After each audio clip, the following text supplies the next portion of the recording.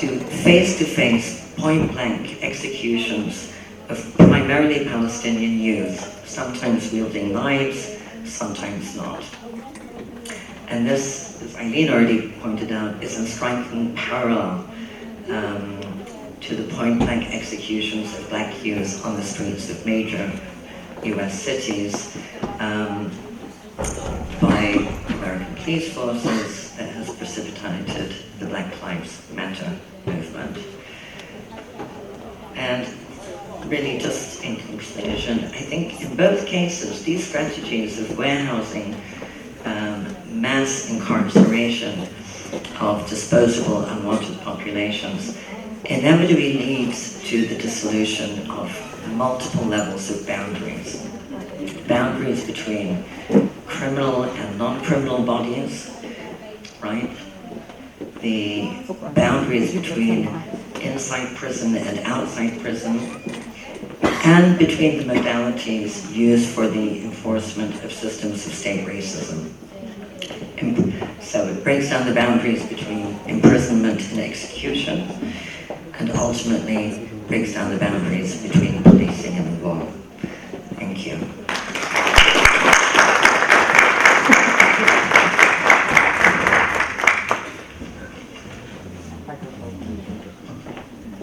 Thank you, Rima.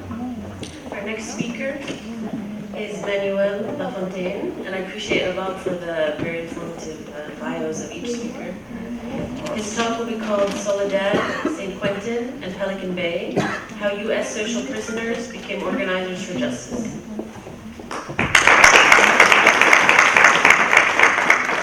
First and foremost, greetings. I normally don't write things out, I speak from my heart, but because this is a very intimate and delicate subject, I wrote down a bunch of notes and I've been revising them as I'm hearing people speak. As a former prisoner, it's been a very challenging experience coming here to Palestine, and it's an honor and a privilege to be here on so many levels. When I was inside state prison and I was reading upon the different struggles, when I came across Palestine, I wanted to come here because I've seen the similarities between the Native Americans in America and the US, as well as the natives of the land of Palestine. So my experience here over the last week, we've been here 1 week, our delegation has been very emotionally up and down. To put in perspective, I was walking in one of the camps, and for one moment there I thought I was back in the yard, the prison yard, dealing with white supremacists. And so I had to go back and really refocus on my purpose, but it was so triggering to see how they would walk and look at us like if we were animals. So from our observation experience, both theoretical and now practical, what I've noticed and what I've witnessed is there's a culture of resistance, of anti-Zionism here in Palestine. In the US, although there's a lot of pockets of resistance that have led to many of our comrades being captured, there is no collective analysis on anti-imperialism, on anti-Zionism, on anti-capitalism, on anti-patriarchy. And let me share some of these observations, right? I have witnessed pictures of murals. I've witnessed pictures of and murals of many of the Palestinian freedom fighters, of the martyrs, on walls throughout the city's refugee camps in Palestine. As I was sharing with a few comrades last night as we were walking back to our hotel, imagine, right, if our cities and towns across the US were filled with pictures of Momi Abu Jamal, of Oscar Lopez Rivera, of Leila Khaled, and many, many other international martyrs and these freedom fighters that are still doing time of transition. Our critical consciousness in the US as a society is not there. And it's very evident when we walk the streets here of Palestine. For example, the majority of prisoners in the US are not critically conscious. I was captured in 1999, the day after my birthday, for an act against someone who looked like me. Someone who had long hair like me. Someone who was probably descendant of our own ancestors of America. my parents did not teach me about my roots. My parents did not teach me about who I was. My mother was a descendant of the Pipil nation of El Salvador. I did not know that until years later after I got out of prison. My dad, a proud Puerto Rican, and Puerto Ricans are proud people. And a lot of us know our history, but I did not know about the history of Puerto Rico, of another colonized nation under U.S. colonialism. It was not until I was inside state prison, after many fights against other people due to my own self-hate, because we were not taught, I was not taught who I was, that elders, that political prisoners were able to instill in me a sense of history, a sense of knowledge, a sense of who I was by asking me fundamental questions. One of the fundamental questions I would ask in Folsom was, who are you? And I could not really answer that question. Internally, I remember saying, I'm a norteño, which is one of the factions in the state of California, organizations that have been categorized by CDCR, which is the California Department of Corrections, and we don't like to use the term rehabilitation because that means assimilation in the U.S. When he asked me that question, I said, I'm a norteño, right? I'm a man. I'm Puerto Rican, I'm Salvadorian. What is to be a norteño? What is to be Puerto Rican? What is to be a man? Because the way I was taught to be a man was someone that showed no fear and someone that fought at every instance to show that he was not a coward. And it's hard. One thing that's very critical is that in America, many of us young men, it's hard for us to listen to people who have not been through what we have been through, who have not been terrorized by either state violence, by domestic violence at home, by sexual violence. So this elder that asked me that question, I could not give him that answer because he would have probably asked me another question that I would have been able to trip on or not been able to answer accordingly. So just like in the U.S., being a model citizen means staying neutral, although we know that staying neutral is taking sides with the enemy. It's accepted, right, in the U.S. In the prison system, it's the same way. If you're a model prisoner and stay neutral and don't get involved in political activity, don't organize yourselves, don't speak against injustices inside, then it's accepted. And what helped politicize me was, I want to say, I remember the time in 2000, 2001, I was assaulted by the guards after I got into a fight with one of the witnesses in my case, and this is a Southerner, this is another faction. So in the state of California, you have different factions, but the four main prison organizations, they have, that the Department of Corrections have been able to help formulate, to create, divide and conquer politics and practices, is the Northerners, the Southerners, with the Southern Mexicans, the Southern, what they call Hispanic. I don't like that term, Hispanic. Hispanic is a colonial term used to separate us. And then you have the white supremacist groups, and then the black Africans, nationals, they have different forms of identification. One's known as Black Guerrilla Family that came after George Jackson's time and assassination. And so I got into this fight, and the guards grabbed me and they started to beat me up, right? And as they were beating me up, I remember the other guy was saying, you set me up, you set me up. And I'm getting blows, and they're whipping on me, right? Because the reason they were hitting me and assaulting me is because the fight happened in the courtroom, when in the entrance of the courtroom. And the way you look at it is entering into an area like the suburbs in America, an area where it's not supposed to happen, where crime's supposed to be controlled. You know, you only see that through movies.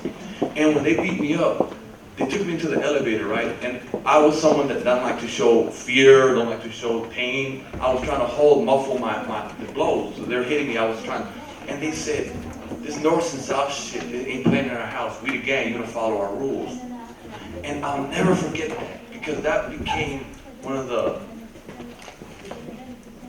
turning points of my life, of reaching that point of no return. Because then I realized I didn't really care about the guy I just got into a fight with. We both had a common enemy. And I think that, and I believe, and I know, because sometimes we can't go off beliefs, right? We gotta go through a scientific methodology, right? That most prisoners in California, throughout the last 10, 15 years, have been developing a critical consciousness that had evolved into what happened in 2011. So the first hunger strike happened in 2011 when folks from Pelican Bay, so Pelican Bay, a little bit of history of that is part of a supermax. And what we have is, after the 1960, 1970 resistance through the different parts of Liberation Army, whether the Black Liberation, Native American Liberation Army, the anti-imperialist solidarity that came, the result of what happened after the Angola. How many here are familiar with the Angola struggle? A few, right? What happened after the Folsom uprising, what happened after the assassination of George Jackson, is that supermax were built throughout America. And basically supermax are cages, right? Dungeons, where there's no human contact, where there's no access to direct sunlight, where people are left thrown in there for 23, sometimes 24 hours a day with no access to these natural things that make people who they are. And they're left there indefinitely. And most of these people are people that are critical thinkers. So people like George Jackson, people like Leila Klein, and many people who are critical thinkers. Most of us here, if we were inside America's cages, we would be probably placed in solitary confinement under the auspices of terrorism, right? So now, one of the most rising populations of people in supermaxes throughout America are Muslims because of the war on terror, the fabricated war that the U.S. imperialism and Zionism has created, right, to scapegoat their own mirror image. And so what has happened is that these hunger strikes were a way to challenge U.S. control, U.S. domination of people, because it has impacted so much that some folks in California, for example, have to travel 8 to 10 hours to visit their loved ones from Southern California all the way to Pelican Bay. So when I was hearing stories of folks and family visits taking 14, 15 hours for only a half an hour visit, it was somewhat reminiscent of some of the stuff that some of the families have to go through from San Diego, from Southern California. And it was heartbreaking to hear that, because it shows the best practices shared among both colonial settler governments. However, there is a cultural resistance happening, and the silent giant is waking up our family members, our directly impacted people throughout America, who are saying we're no longer going to be victims. We're going to be survivors. We're going to also be thrivers. And they can take away our physical freedom, but they can't take away our soul. They can't break us. And George Jackson has been someone that's been instrumental in my development. He said, I will not be counted among those broken people. He said, broken men. I like to expand it to people. And that's the spirit and energy that I've seen here in Palestine when I've traveled different places. Is that this is the land of resistance, this is the land of resilience, this is the land of liberation, even though it might be colonized. A few things that I want to highlight before I step back in a few minutes is that America is an incubator of individualism, as you may all know. It's an incubator of hypocrisy.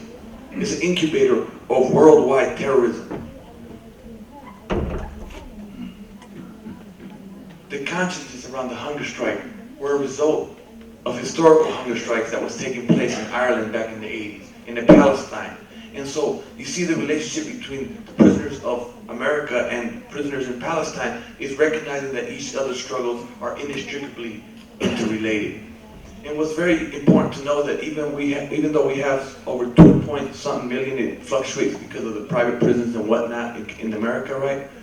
There are over 75, and some of the scholars say 70 to 100 million people that have and I like to use the word criminal record, I like to say conviction, like arrest and conviction record in America. And that means that a lot of folks, once they're branded that in America, have a hard time going back to society and surviving because they can't find jobs, they can't find housing, they can't find means to sustain themselves, and they're forced to live off the informal economy that forces them to most likely go back into the penal colony, right? And that's very important to know, right? Because even though we might not have 20 million people locked up in maximum security, we have an easy 70 to 100 million and you can even say more, locked up.